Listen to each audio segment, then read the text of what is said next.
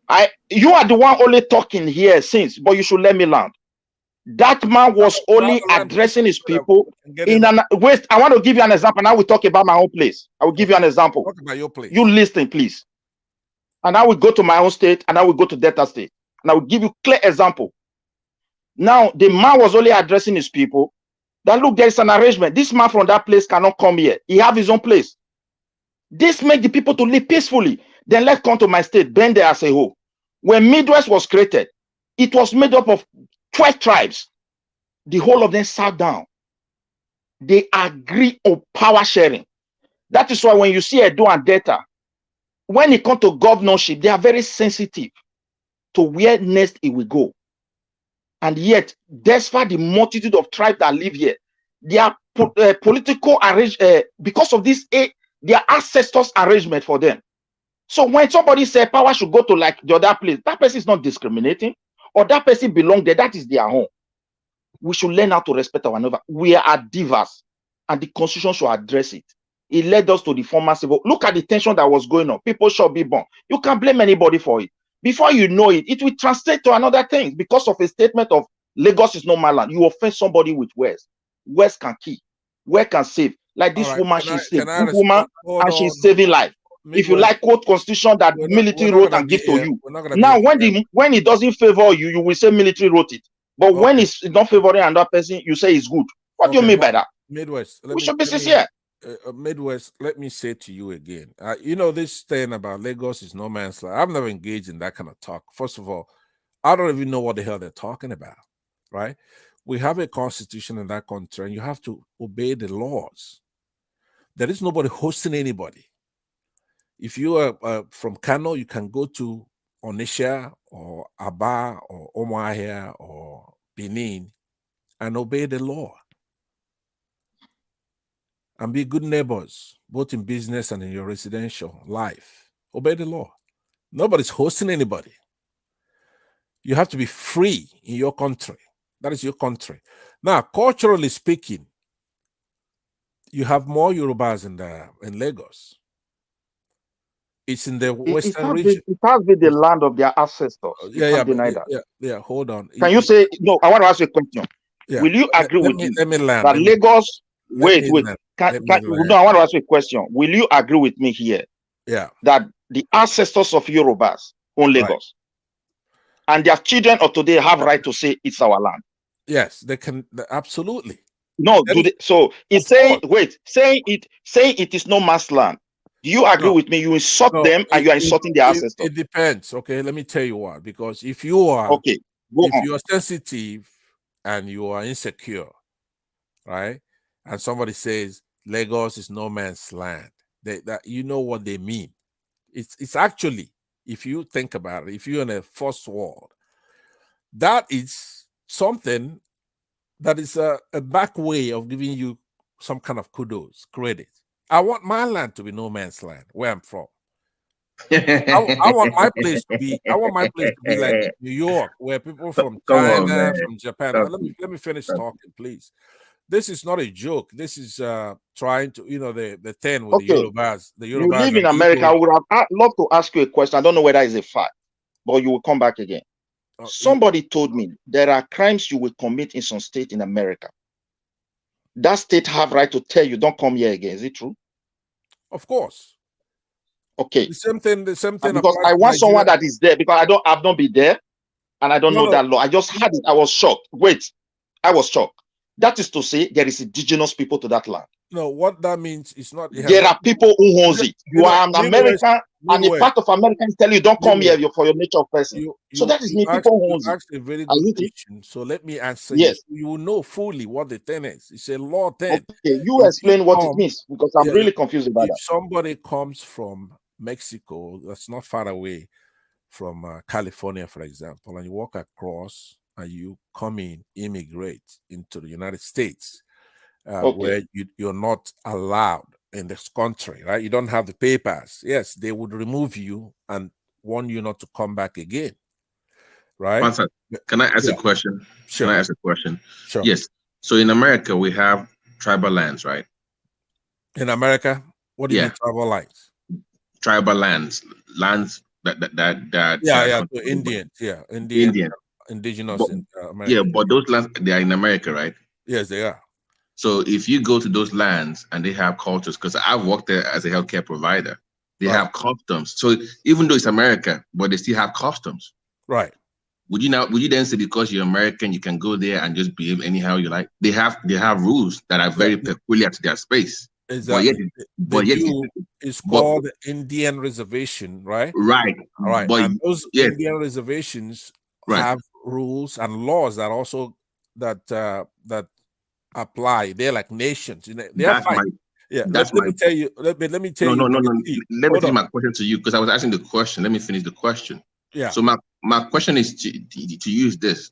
Even though those lands belong largely in the American territory, the country still understands the peculiarity of those space. That is what I'm trying to make you understand.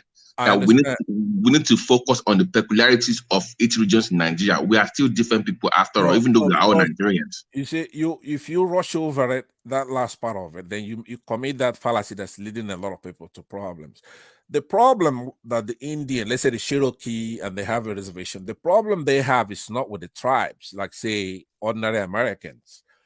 What they're fighting is they want to be their own nation. In essence, they feel that the United States took over their lands by force. And what are we doing as a people? Yeah, let me land now. Let me land, because you have to delineate this thing and understand what's the conflict and who are the warring parties, right?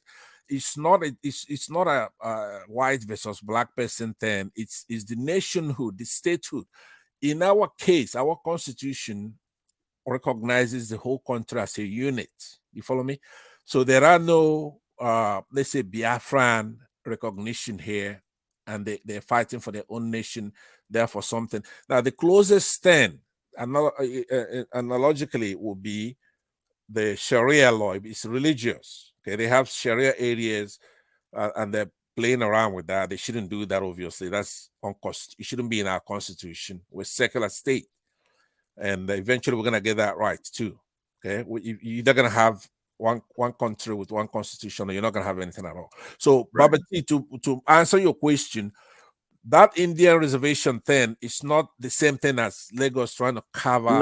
No, because country versus country, the United States versus the. I have to go. No. I have to go because I've been listening. I'm at work, but let me finish the question so you know where I'm coming from. Let me finish the question. What I was trying to say is this. Because I am actually going after the constitution itself for the failure of it recognizing those differences. I'm not saying that the way it is right now, that we have to follow it. I know, because it's the law. I'm just saying that the law itself does not recognize those peculiarities, and that is the problem itself. Right. Is what I'm saying. Right. I agree with you. I agree with you on that.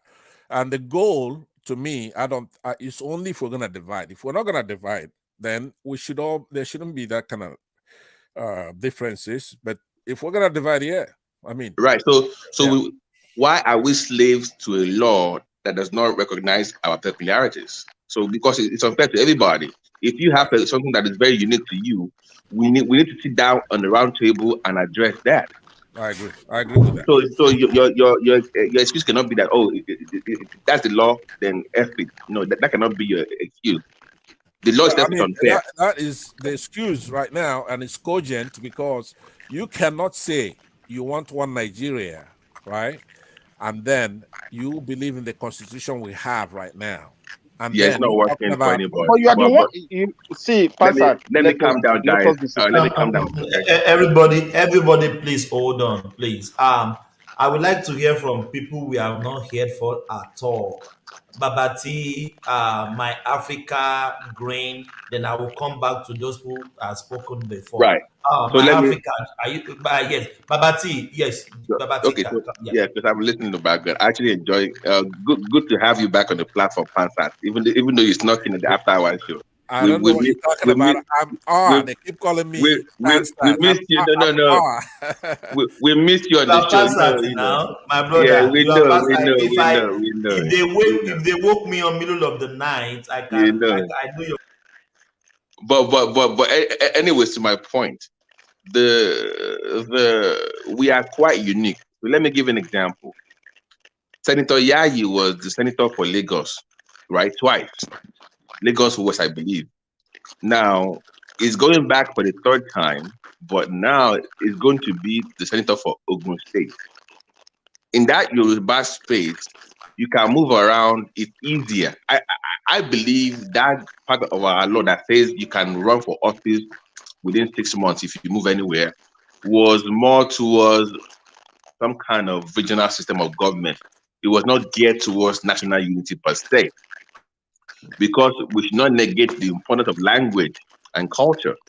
So if Yayi goes from Lagos to Ogun State, of course, Yoruba people are still going to take him, as opposed to somebody coming from the north to the east. So it's more geared towards a regional kind of system of government. So I believe that when we sit down as Nigerians, we need to address those peculiarities geared towards that kind of system of government, more regional government. That is where you should be heading to. We, like R said, even though I get his point, we should not be slaves to what we have right now. It is not working for anybody. It is not working at all. So that's just my little contribution. But I'm in the backdrop listening to you guys. Babati, how's work, my brother? We miss you. Well, I've been expecting you to come in since, but I know you. Yeah, it's busy somewhere. Yeah, it's a lot of workload, so I have to, you know how it is now.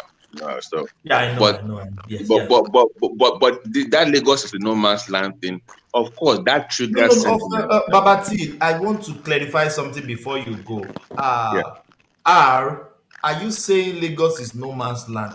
What is the bone of contention? What are you driving now? No.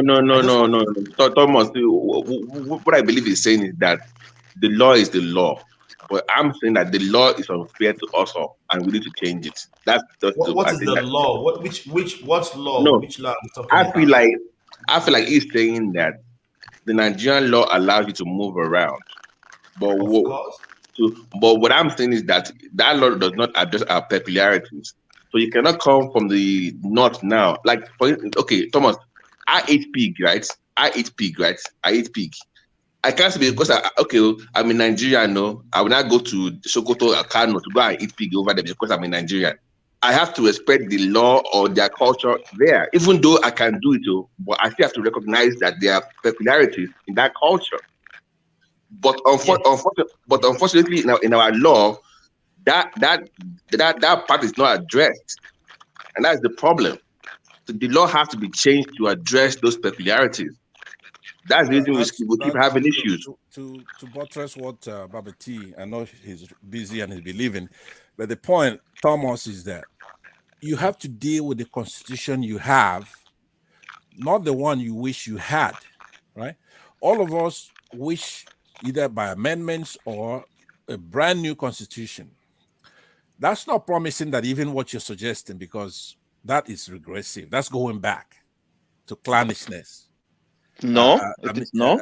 Let me land Midwest, because it is not at all. The question that Thomas asked was, am I saying that Lagos is no man's land? That kind of talk is not in my lexicon. I don't talk like that, right? Okay. If you individualism is a very, very important unit for me. An individual is more important than a community, than the society. The individual has rights. So now, if we come together and we have a constitution, the shambolic one we're managing right now, doesn't recognize Lagos as a Yoruba in that sense that you're talking about it like you're a host community. And if I'm an individual, I'm thriving in Lagos, I'm doing fine. I'm in my country, right? You're not hosting me. As a matter of fact, I'll be hosting you if I'm in Lagos, right? So that kind of lexicon is really for people who don't, number one, they don't know about the Constitution. Number two, they don't know what's going to bring us all together as Nigerians and stop having artificial barriers. We should be proud of Lagos, no matter where. If I'm in I like village. I don't like cities. I used to like to go in and beat up city boys because they're eating fat and they're having a good time in the cities. They don't know how to walk the farm, walk the land, right? And they're spoiled brats, right? So what I'm saying to you is that the country is blessed with all kinds of geography, culture, music. It's just like saying, let's say Boga, you say, hey, Boga is Yoruba music, right? We're hosting you with this music. You better, when it's playing, don't dance or something. That's how stupid it is, right? Lagos is our capital city, the major city, Okay, culture, Pansat. right? So Can I also contribute? Let me because the loud noises that we hear. Pansat, please Yeah. land in 1 minute. I have Green, I have my Africa. I want to hear from both of them, please. Okay. Yeah, thank you. I will sit back and I will listen. I think I will come back on the mic in maybe in about 10 minutes. So I'll be listening from the background. Yeah, that's all right. We are see here. I think this today's section is going to take a bit longer. Can we hear from my Africa? I came to you earlier on. There was no response. I was busy. Sorry, I was there. No, but, that's fine. That's fine. Yeah. Right. So, do you want us to go through the topics or something? No. I have things I want to. I have things I want to talk about. Yes, that's fine. That's fine. That's so the later section. That is this for. Yeah. Because of time, I won't be able to cover everything I wanted to talk about. But let me just quickly speak to the issue of Lagos, no man's land, and all of that. I think it depends on the way that it's been looked at. If it's been looked at in the way of saying, "Oh, Lagos is no man's land," it's literally, it's just that is nonsense, obviously. So, which the majority of people agree with that. But if it's been looked at from the point of view saying Lagos is a place where there are a lot of opportunity, everybody's welcome, everybody's allowed to come around. Yes, so that is fine. But something that I really want to talk about as well is that a lot of people don't really, well, this is my own opinion, a lot of people underestimate is the role of language. I think language is really very important. So like, obviously, Badibo lost, so that is already that's already known that he's lost.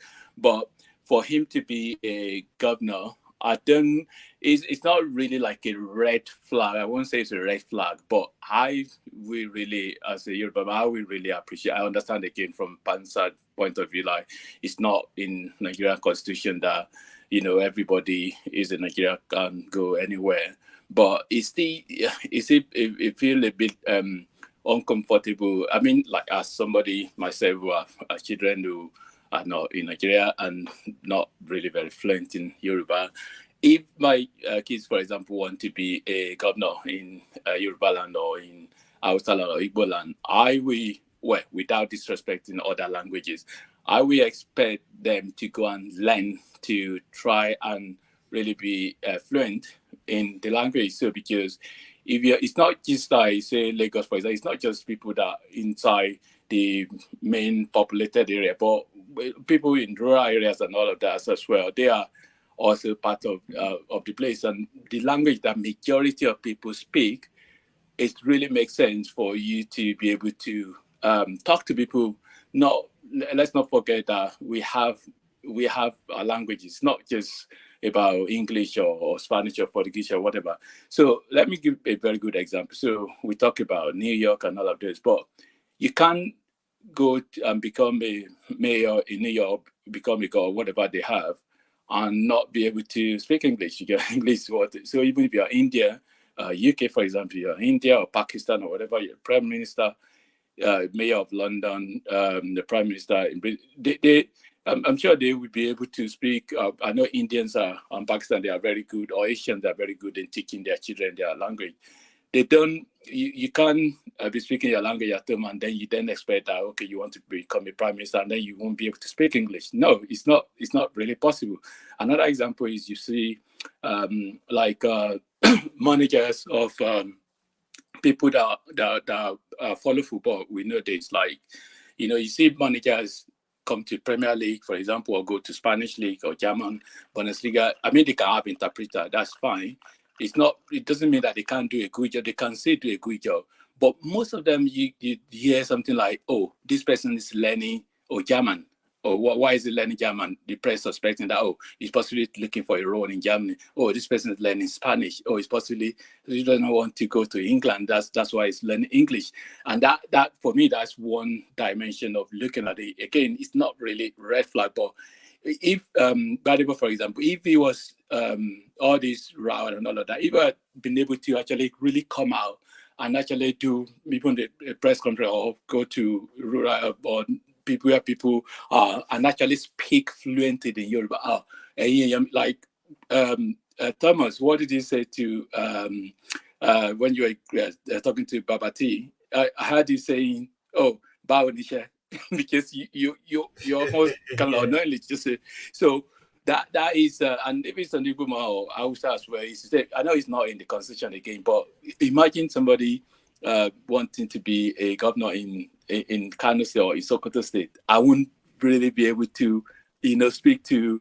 I mean, I live in the north. I had my university education. Now I know how they, even in their house, parliament or whatever, they just speak freely, just speak Hausa, and that's my. Yeah. So, but is it a red flag? It's not a red flag. It doesn't really mean that you can't go on. But lastly, quickly talking about Obi, I mean, everything is now in the court. Whatever we say here, it's not really going to matter. And I do agree with Midwest. I don't know if he's still on. I do agree with him from the point of view, like at the end of the day, if the court but my Africa, how do you see Obi? Your case is already in the court, and your surrogate and your VP is still traversing all media's houses, still speaking. Your case is already in court. There should be a limit. There should be a limit to what you will be discussing about that case in court, in the public place. Well, I think it's on both sides really. If we are to be honest, both sides. When last have you seen Tinubu or Shetima? Oh no. What I'm saying is that because if either of them, if APC or whatever, if they are the one that lost and in the court as well, you see them saying things. But I mean, a lot of the things that he said, actually, I was thinking really seriously. I don't think. If somebody else, from my own point of view, like from somebody from the north, if it's somebody that is a Southern saying that, I'm not sure if it would be able to be allowed to kind of like saying some of the bold statement. But very quickly, really, I think I sort of be as well and all of that. So, but before I knew he wasn't going to win, and I have a record to this, so because I did a video about it. So when you look at the map, right? Let's be factual and be real. When you look at the map, look at the northern state. So these are the states where either PDP or APC, where they are very strong, right? Well, I mean, people can still say Lagos, APC was strong, but Obi won. But North is different. Let's just be real. It's different. Can't Sokoto, Zamfara, Yobe, all of those states, there are a lot of them. You can't, even including Kwara State, right? Can't all of those states, right? Everywhere, excluding Plateau and Nasarawa, can't most of those states.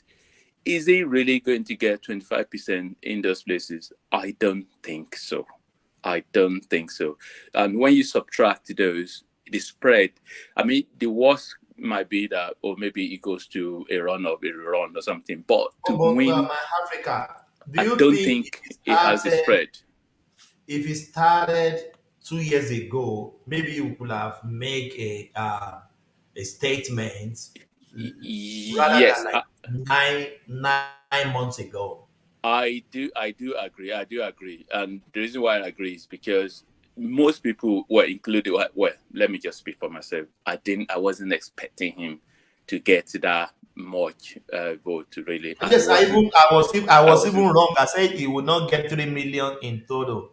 At least I was get 6 point something million. That's a good number.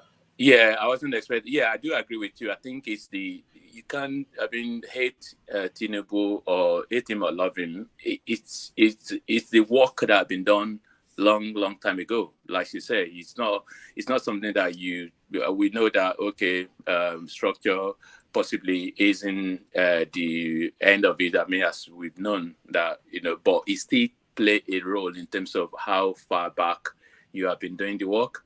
And yeah, so that's the reason why I agree with you. And yeah, so just to round up, not to lose my thought on what I was going to mention about what Midwest said, is that at the end of the day, is in the court will decide. And when the court decide, there isn't really anything you can do. There isn't anything you can do. Once the court decide and say, this is what it is. So if anybody trying to do riot or whatever, at the end of the day, they're going to be dispersed and everybody will go home, except if they want the military to come in or they want the country to separate. That's all really. At the end of the day, everybody, we just have to behave themselves once is all. And we know we know it's happened most of the time when they disperse people. People just get scared really, and everybody just go to their places. And so we see. Could I chime in on that? Okay, go on. Yes, please. Yeah, come in. Let me start with the last thing you talked about, which is the Obi campaign. The Nigerian politics was quite interesting this season, and progressives gave it a mark of saying that we made progress, and we made progress. And I said after that the progress is in the laws that were passed and the energy. The youth, a lot of people believed in the system and they went out there to vote. So we have the laws in place for before, during, and after. All right. So we unfortunately still have vestiges of the last of these crooked politicians playing games, trying to bypass that electoral law. So now the process we're in now is to outsmart those people. We have to make progress. That's where we are. You got to get used to it. This election has forensic residue. It has qualification issues. Do we make significant progress? Significant. Yes, very, very significant. But they tend to look at the rubric to grade it. It's like let's say out of 100, let's grade it this way. The rubric comes down to laws, enforceable laws, right? That I will score maybe 70 out of the 100. Now, when it comes to executing it, you have to deduct something. INEC is corrupt, right? Mr. Mahmoud is corrupt and arrogant in your face. Now, sometimes you can't substantiate that. That's your subjective view. Let me land on that. That's a good question. Yeah, let him land, my Africa. Yeah, you still have the floor, my Africa. Yeah. Now remember, I am speaking for us, for you, for Green, Mr. Green, Mr. I am Africa, and Mr. Femi, for all Nigerians. We do have to get from point A, which we were 4 years ago, to point B, where we are now. Then we want to get to point C.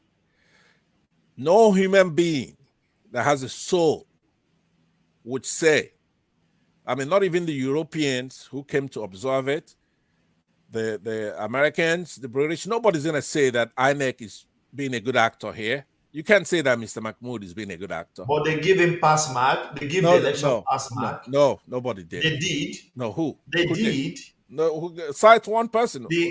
Who did? Who gave him a pass? The international observer. They gave him the pass mark. No, not one. I could tell you that they did. They did. No. I know what I'm talking about. I can actually quote you some of the phrases they're using. They're saying that there was energy, people came out to vote. They're saying that the beavers, the there's two elections. There's a February 25th election. They totally condemned, right? Now, they say there was some improvement as far as INEC arriving on time in most polling units in this last one that we just had, right? So, sorry for cutting you. Let me ask this. Before that question, is there any perfect election no, in the whole world? There's no perfect election, but they're not all the same. There's something called a degree, okay, where it makes where what we're talking about here, like in the United States, they have an election and there will be a fight here and there, okay, that doesn't really affect the result of the election. It's not enough, so they want to make it better. But elections are organized county by county. You don't have like one behemoth electoral commission that runs the election. You register in your county. Let me just line, because there's so many things pending now. So I have to respond based on what's more important, in my opinion, right? So what I'm saying is that INEC is still in that mindset of, look, you don't have the battalion. We have the army. We have the battalion. If you don't like it, because you can rig an election and nobody can really catch you, but you cannot go deploy a technology that is capturing the data in your face. It's right there. And you say, no, I am going to turn it off and I'm going to declare somebody a winner. What can you do about it? Which is where we are today, right? That one is unacceptable. Nobody does that, because you're basing your righteousness on might, on how strong you are, on how you can quash, like people are saying, hey, if the Supreme Court rules, if you don't like it, then the army is going to come in. And that's all nonsense. They're not going to do that, because it's a lot invested in this election. A lot of people came out. People went home. I went home to vote, right? A lot of people came from all over the world and riled up their families, spent money.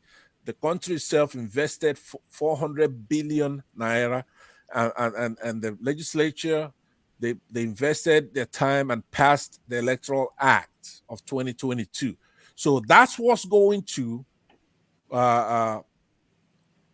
lead at the end of the day, not INEC. INEC is an electoral body, but if they have so tarnished their image, their word, their actions to the degree that they don't even count in this sense. Can you just sum it up so I can go to green and okay, go ahead. I have to shut down. Let me just make let me make this point very quickly. Right. Okay.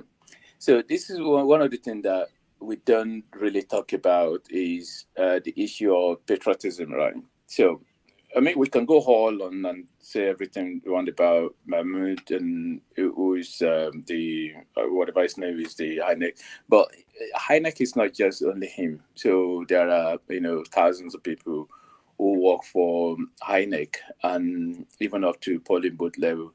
I have participated in election there in the UK. I'm talking about being a polling clerk or polling booth supervisor. All you have is just your the usual training, which is like few hours of training to tell you all the things that you're supposed to do and all of that. Then it's it's down to patriotism, right? So what about all the people that are in the polling booth that did, or what about all these INEC officials? So it's not. I'm not pulling a case for Mahmoud, and of course, if you are the head, then you take responsibility. But having said that, it's still really down to patriotism from Nigerians, really. So if we want things to change, then it's going to be a collective. Because if it's up to you to. It's not really going to be the one to say does it tell polling booth staff to say, oh, don't arrive on time, arrive late. It's not really the one to do that.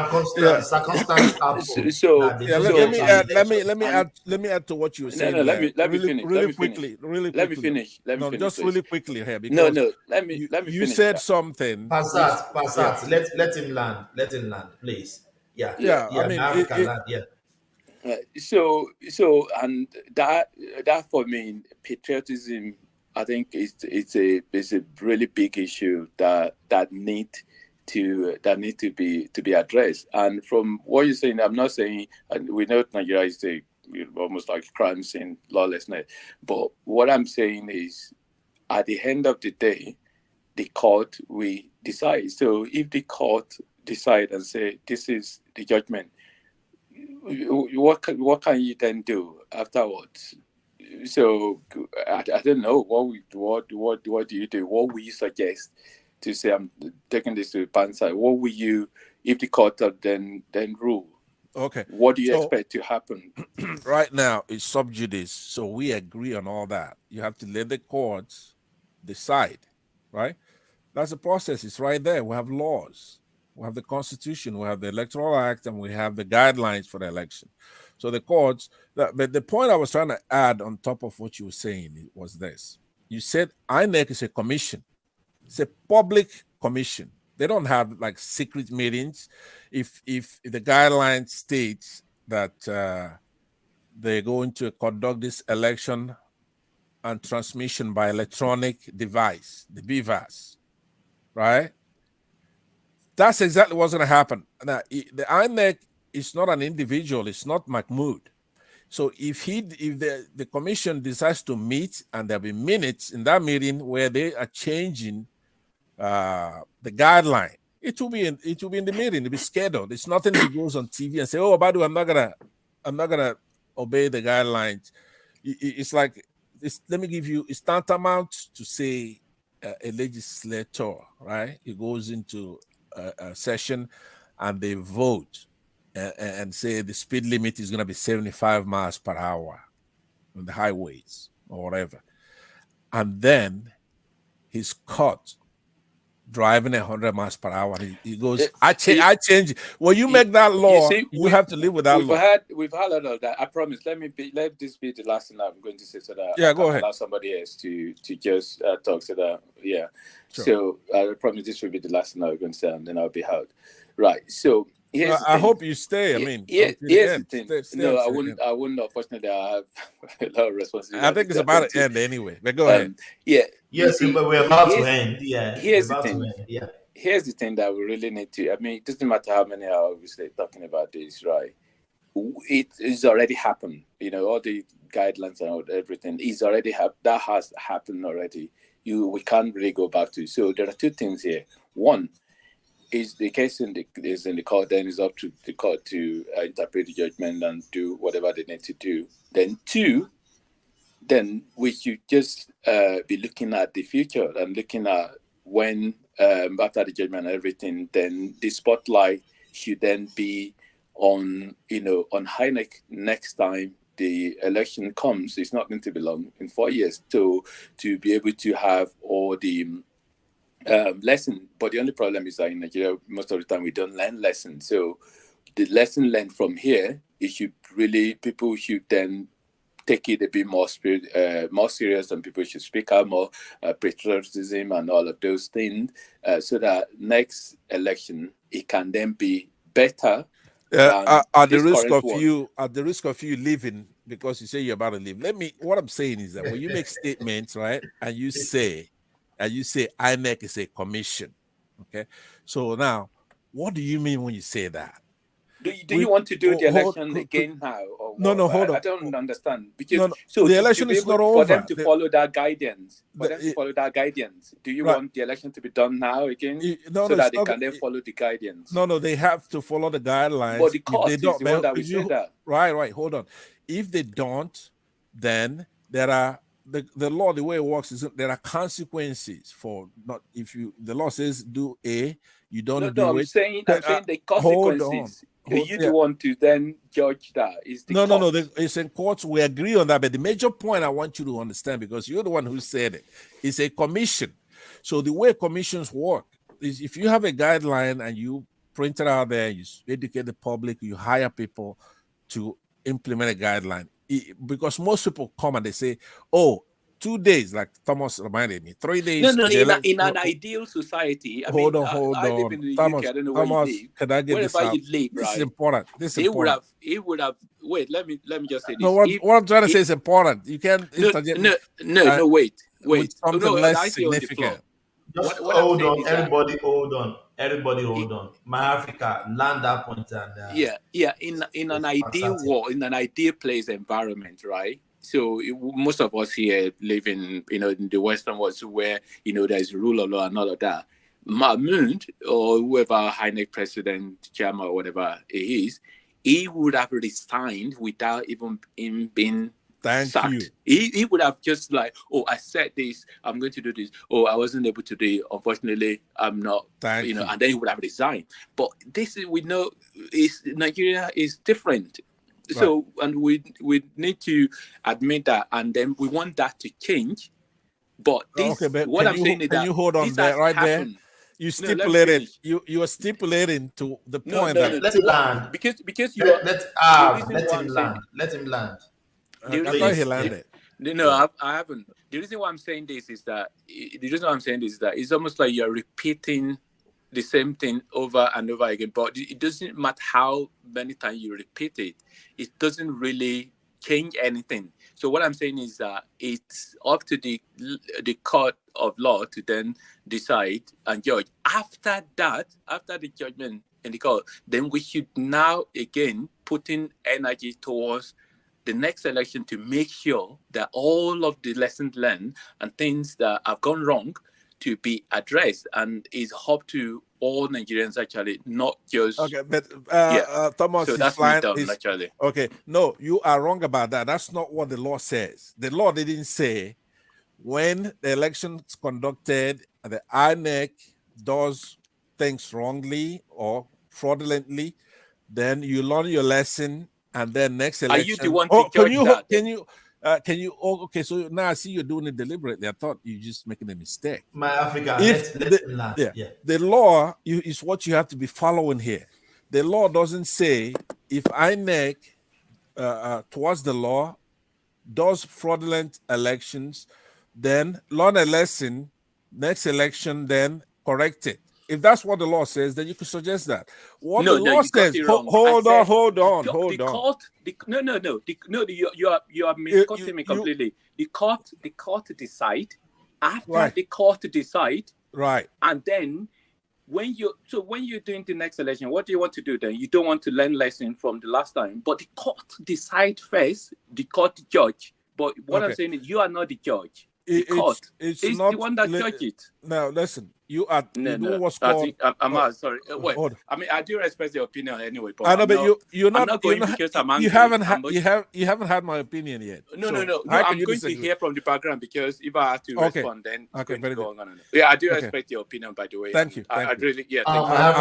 And likewise, thank you so much. Thank you. Hopefully we meet again in some panel. But the point I'm making is that's linear thinking, Thomas. Right? What he's saying is like they going through that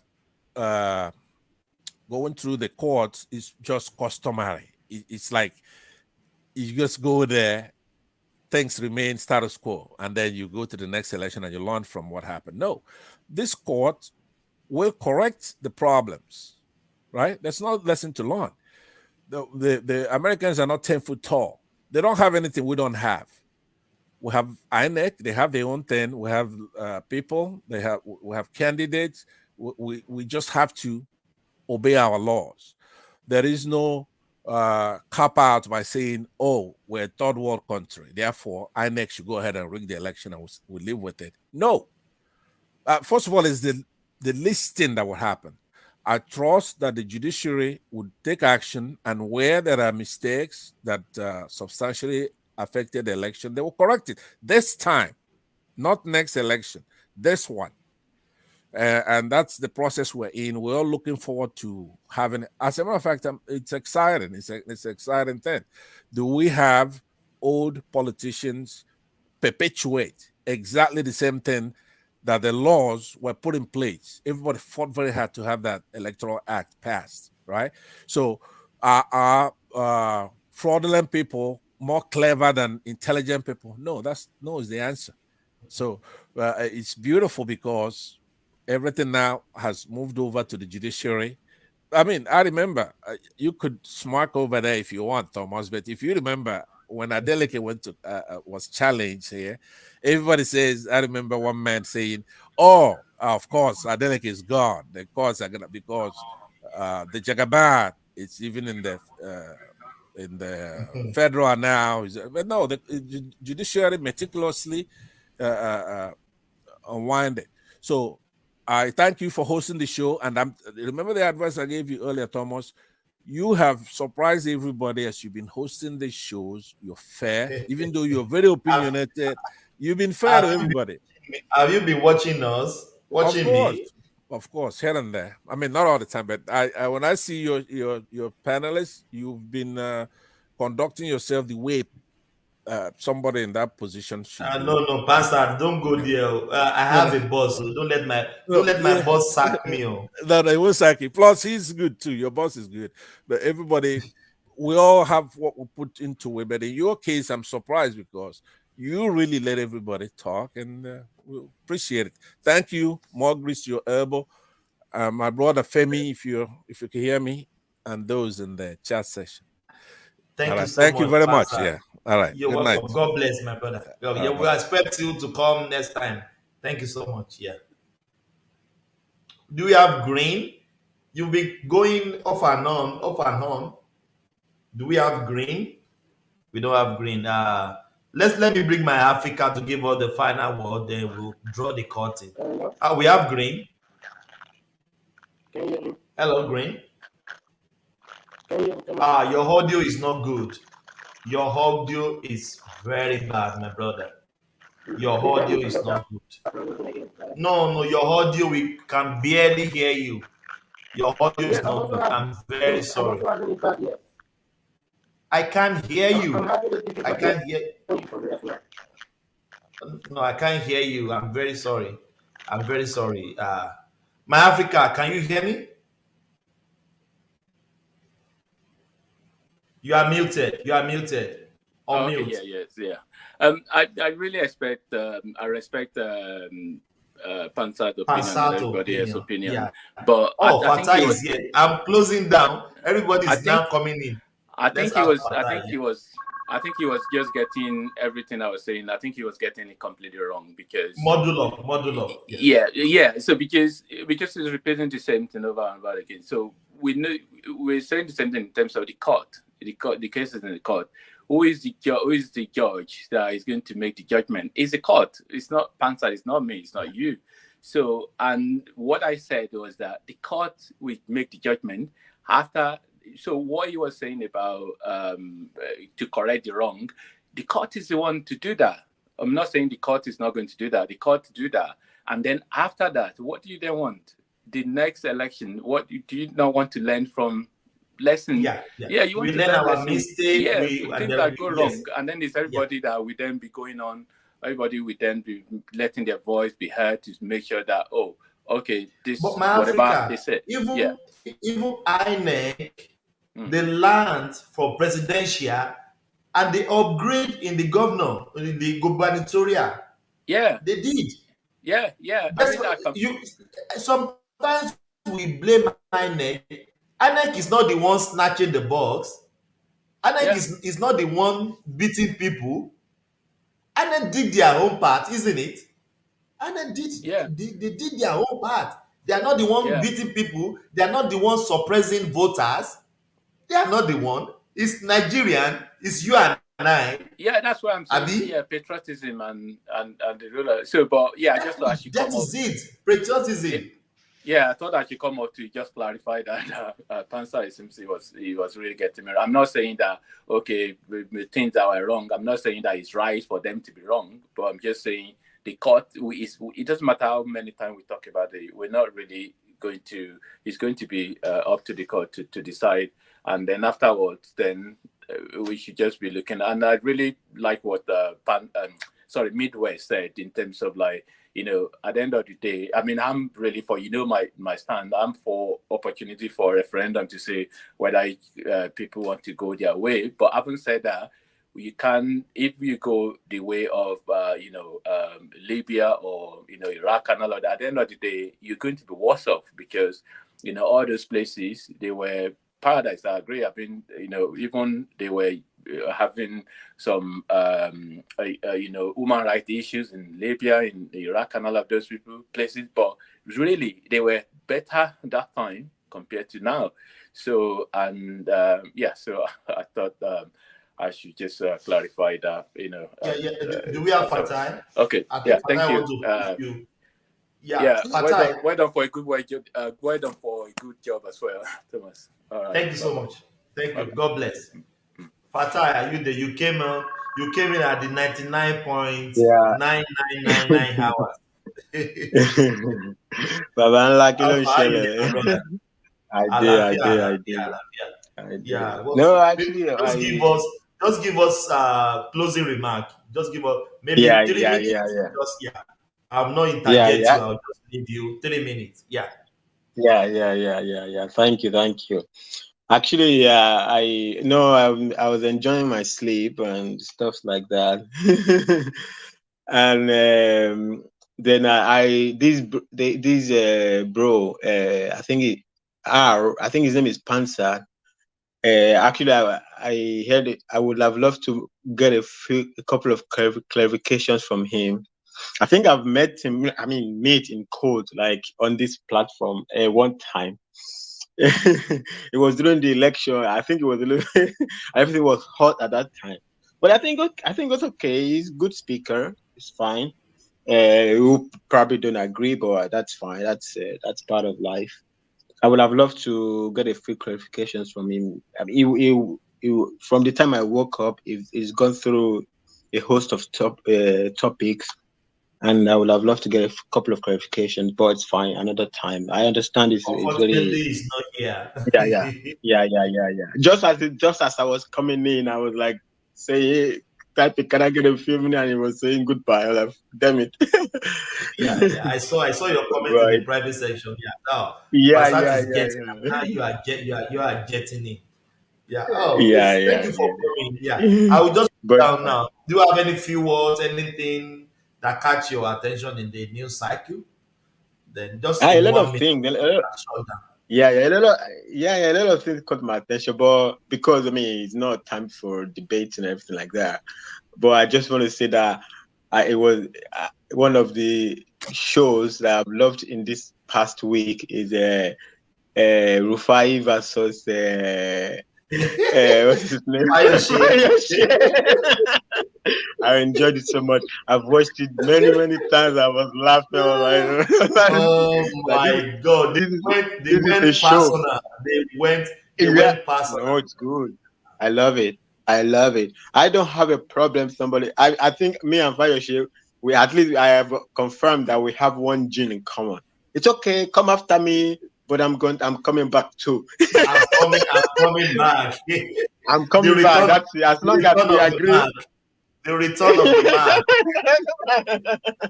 As long as we agree, it's not a problem. You can say you want to go personal, I go personal too. And it was like if somebody kicks my leg if somebody kicks my leg one time, the guy pisses me off all the time. I don't know. The guy used to piss me. He used to piss me off, but he no longer pisses me off anymore. I just laugh. Actually, I go to see him when I want comic relief. That guy just makes me laugh now. He used to piss me off because I used to say, "Oh my God, okay." A lot of people sound. A lot of people sound bright, sound intelligent, but when you listen to them, they're actually saying what they are talking about is agbado. I love agbado. I love that. Whoever as they turn that expression, as they turn that into an expression from Tinubu, I love it so much. All we say is Bula Balu, agbado. But I love agbado more. Agbado is so. It's like He captures everything. Like, hey, that one is talking. Agbado is what he's talking. It's so amazing. I love Agbado, the expression. Tinubu is giving us a lot of things. Everybody should, we should, of course. He deserves. Did everybody, you see he deserves to be paid for all the comedy he did. saying? Do you see all Jews of Kanu saying Emilokan? They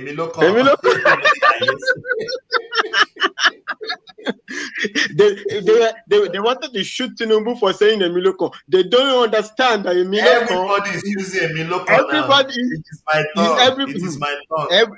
Emilokan is a fundamental human right. At some point, you will feel like this is my fundamental human right. Emilokan is mine. It happens everywhere. If you are on a queue. If you're on a queue and somebody wants to jump in front of you, you will tell him, "Hey, Emilokan."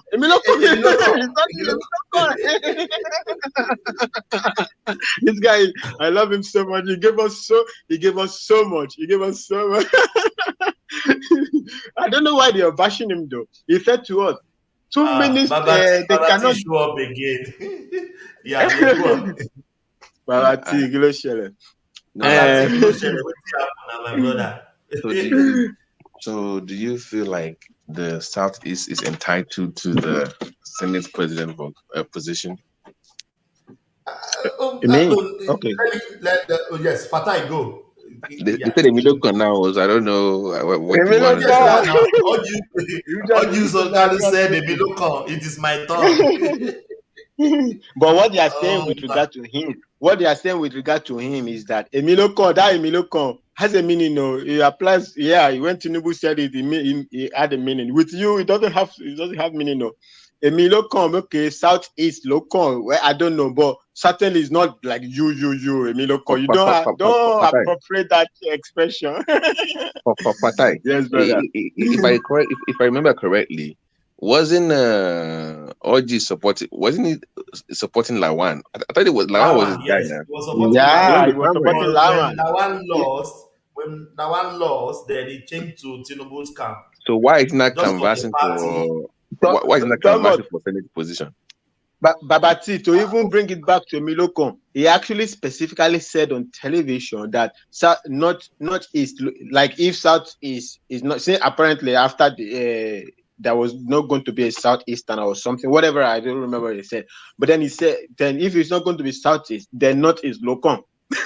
North is Lokan. So if it's not going to be Southeast, they use the tone of Northeast.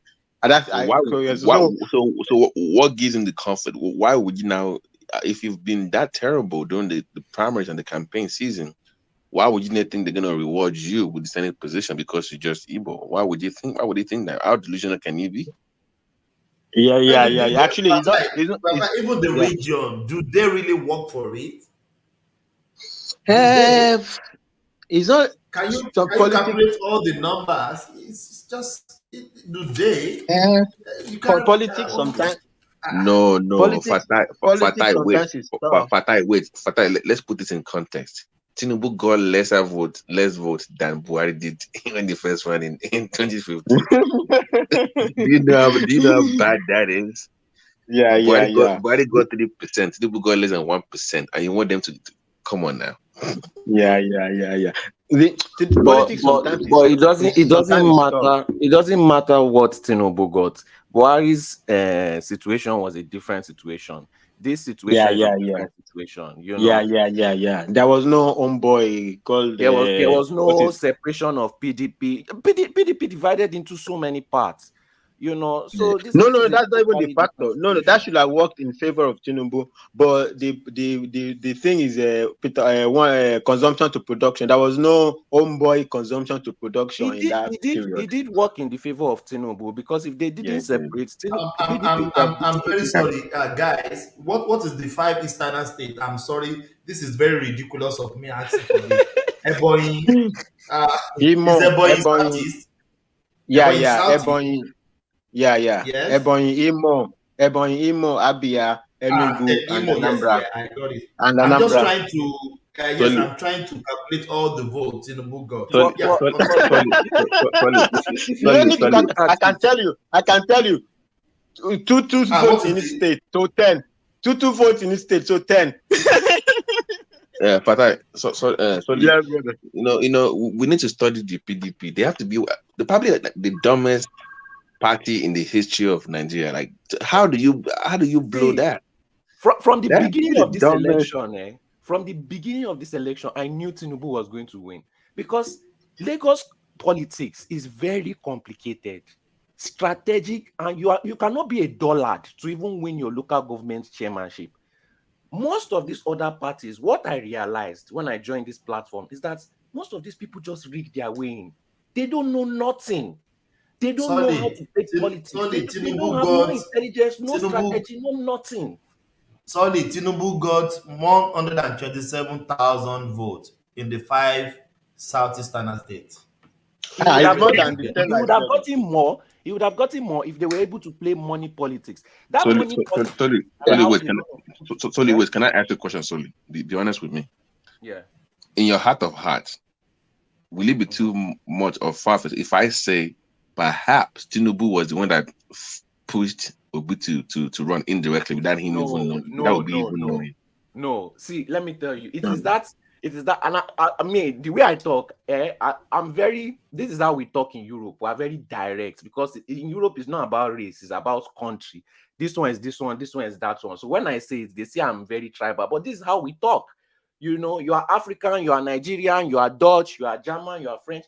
This is the behavior of an average Southeasterner. Once they believe in themselves, I said this thing months ago, and I related it with business. Once they believe in themselves, they go full throttle, up to the point that is either they become very successful at it or they fully crash out. And that is exactly what Obi did. He left PDP with belief of himself. He's still carrying that belief till now, because that is what is still pushing him to court. They go to the very, very end until it is totally, until there's either no option or it is total victory.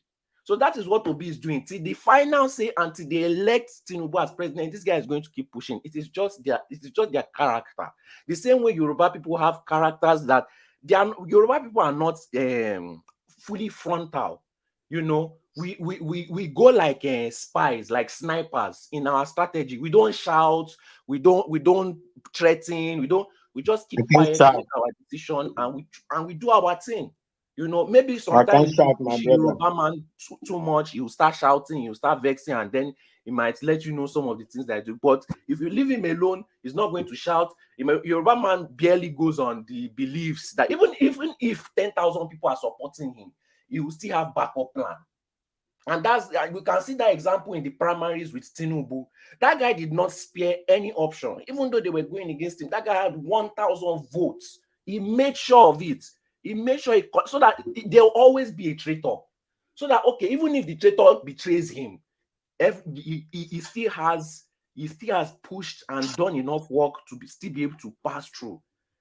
They remove money politics. This guy, you know, from the beginning, this guy has been going to the north, dropping 50 million. Everybody who pretends they did not see that.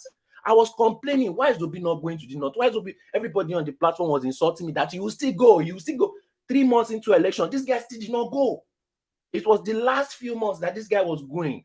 You know, so you have to cover every lane. Huh? There was no way he could have gone to the north. There's no time for him. There's no excuse. Do you want to become president or not? Even Tinubu, when the southeast was very bad, Tinubu said that he was going to the southeast, and everybody and they were doing sit-at-home, even though he didn't really go at first. But he said he's going. Well, yeah, but Tinubu also didn't campaign hard. He didn't campaign hard in the south because it doesn't matter. It doesn't matter whatever he did. The southeast wasn't safe then. The southeast wasn't safe then. Nobody dared. Nobody was daring to go there. So if let's forget 2023. Let's look at this like, let's say this was 1,000 years ago, and these people were warriors. How they behaved now shows who won. If they were warriors and they wanted to go and conquer the southeast, and everybody's avoiding it, and one person says I will go, that person already has enough. Enough. They will see him as courageous. Just the fact that he's saying you will go, they will see him as courageous. So you have to put brain into it. Yeah, but do you know what Tinubu went to do in the southeast? He went to tell them, hey, you are going to eat side blood inside water if you don't vote for me. that guy is the show. Every time makes me laugh. You go say, hey, if you don't give me votes, you get sliced bread in the water. So it is that belief nature that they have that is going to their detriment. Even if you put facts, even if you put video evidence, you put paper evidence, you put voice recording, they won't believe, they won't listen as long as they have that belief, and that is to their detriment. You have to. And I think in this election, it wasn't really so much about their belief system. I think it was just because Peter Obi was too late, and he wanted to cram everything in that short amount of time. I think he had a lot of.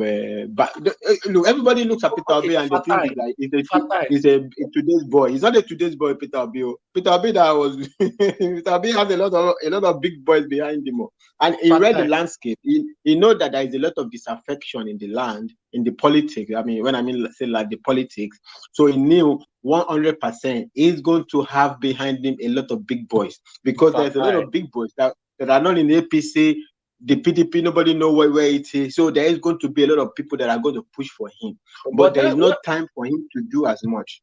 So he just wanted to cram everything in. Exactly, Fatai, you just explained what belief system is. That is called belief system. You did not do the work, but you believe you win. You became third. You don't even care about the person that became second, but you believe that you won. You did not win or not, but you believe that you won. Look at it now. That is belief system. This is well, I would say this is what sorry Babati.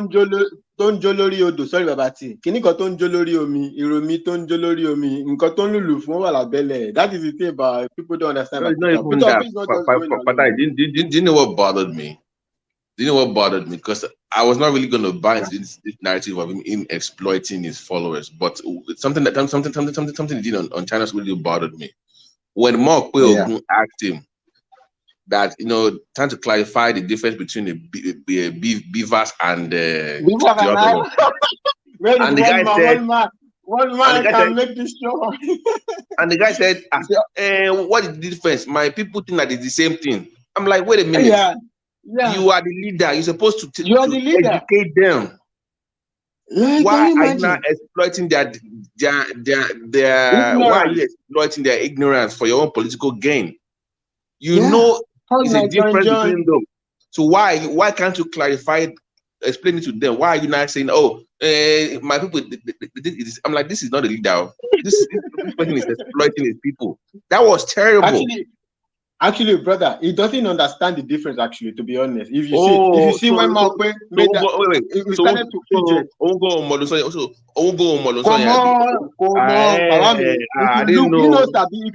He started to fidget, say, one man knows how to do that impression. Oh, now join. Oh, now they say you will give us some toast meal. You say you will, and then you give us only the appetizer, and you take away the food. One man is over. I thought it was a floor. That was wait now. Wait. So how the hell are you in court when you don't even know what the difference between BUHARI and Babati? Babati, is it this one? My sister. Babati. They said it's same. That's the IREV. The IREV is separate from the BUHARI. The BUHARI accredits people and then it's supposed to take a picture and upload it to the IREV. The IREV did not work on that day. Yes, me and you know the difference between all this. For the average Nigerian, that is all included. And I want to speak to the average Nigerian. What they've sold us, whether it's IREV, whether it's the IRA, what they told us is the BUHARI is from this to this. We are promised this Santos meal, and we just had a serve of the starter, and they disappeared with the rest of the food. So we didn't. It's the worst lunch we have had. I've had to make that clarification because you know that the BUHARI is also going to be. The lady was just mocking. Thomas. How are you in court then about this particular case when you as the candidate cannot even explain in general terms, not to go too deep in it. Just to your own followers, what the meaning or the difference between these two are. Why are you in court then? Brother, it did not understand. You could tell from the explanation. Brother, Thomas, you could tell from his explanation of the beavers that he does not even understand what the doesn't difference between beavers and IRF. He said doesn't understand. They promised us appetizer, they promised us main food, main dish, but they gave us only appetizer and run away. But that is wrong, right? They gave you appetizer, they gave you main dish, but they ran away with the dessert. The IRF is like a dessert, right? Election already is finished. After look, so you have beavers, you make whatever, they identify, they accredit you, they feel when you vote, they fill the form, your agents, everybody's agent sign, blah blah blah. That's the election is finished. Every other thing is to collate, to synchronize, to do whatever. The main dish is served.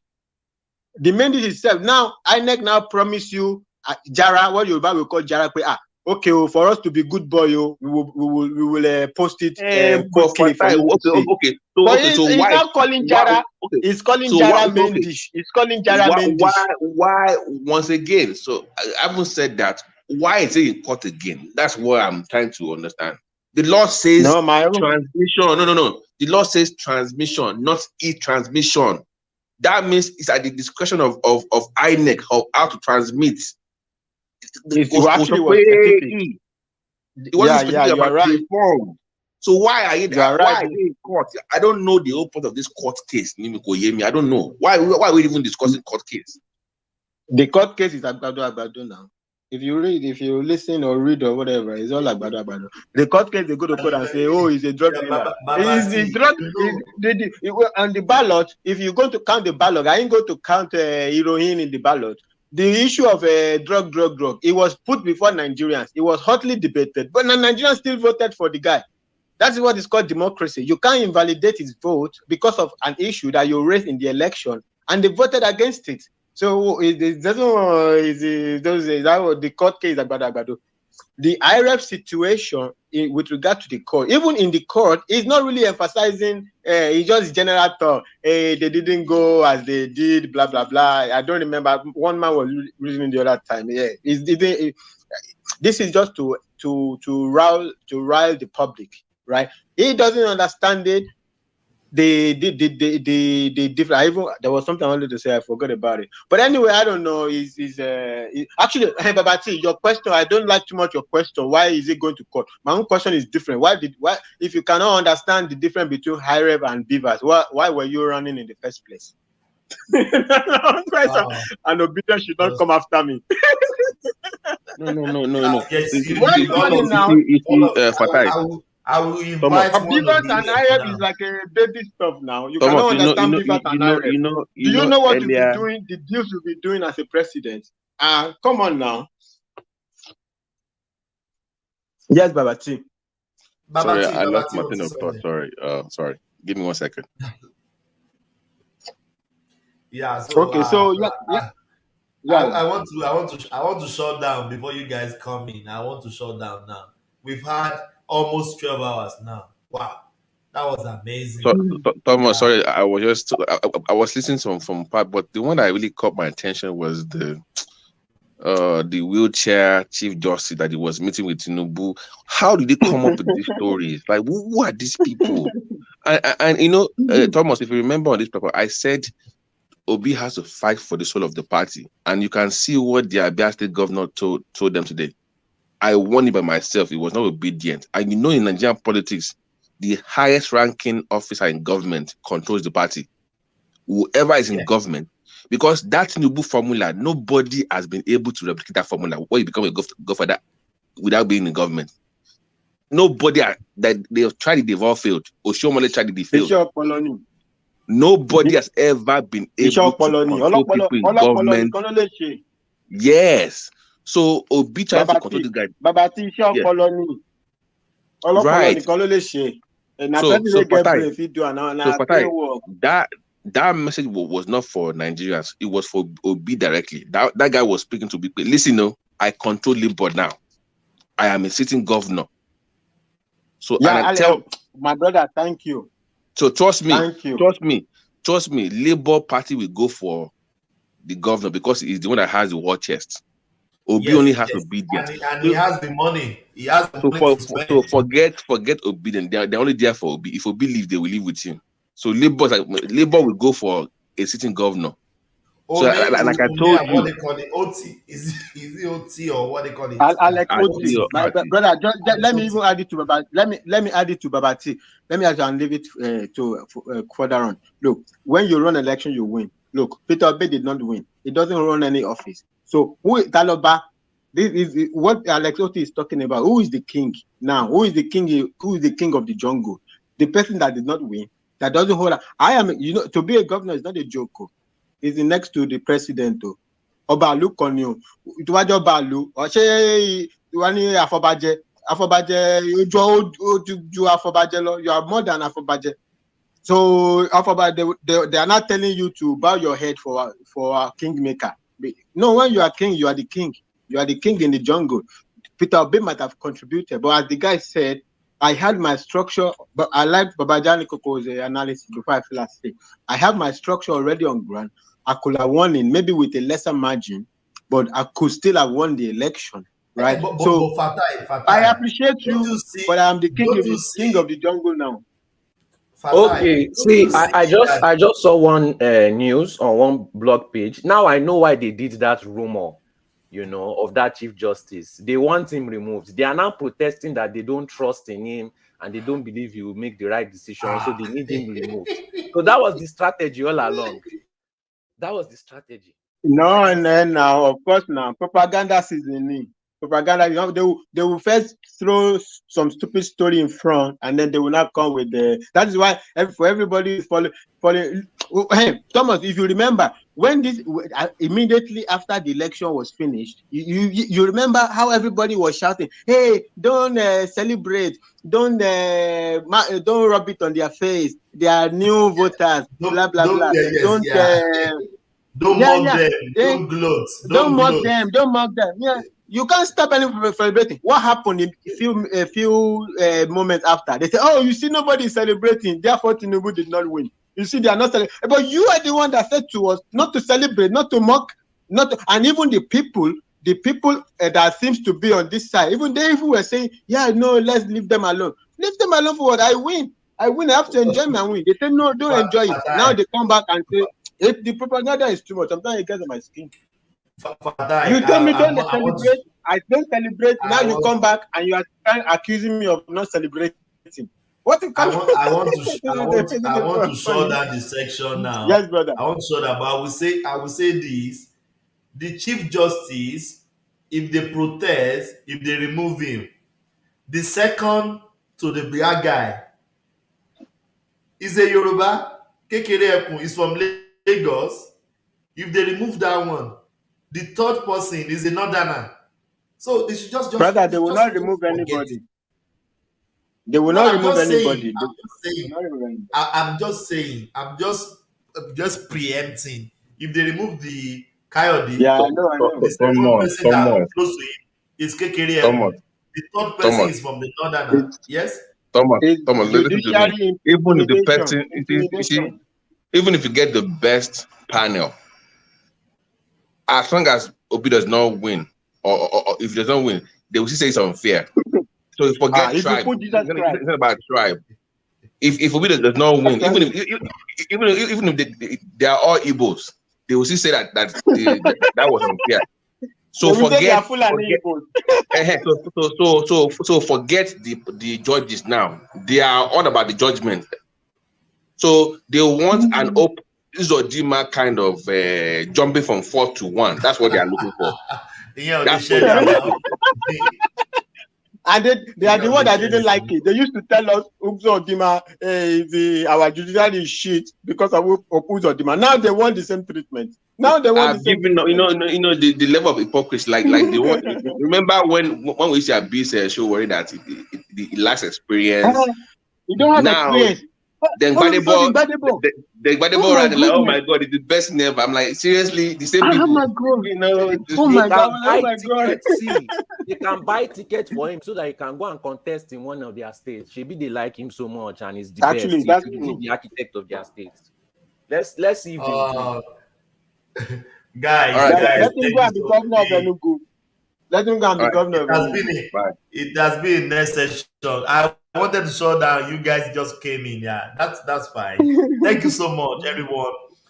Fatai, Soli, everyone. See you, brother. See you. Came in. Yeah. Good night. Thank you so much.